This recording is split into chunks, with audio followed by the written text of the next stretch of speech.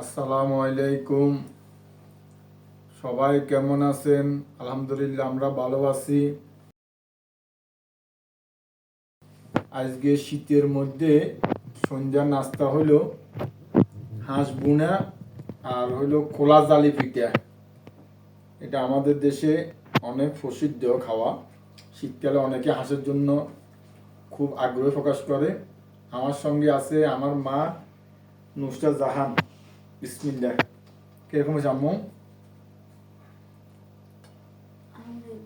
আলহামদুলিল্লাহ খুব ভালো হয়েছে। আমিও খাচ্ছি। বিসমিল্লাহ। আলহামদুলিল্লাহ অনেক ভালো হয়েছে, অনেক মজাদার।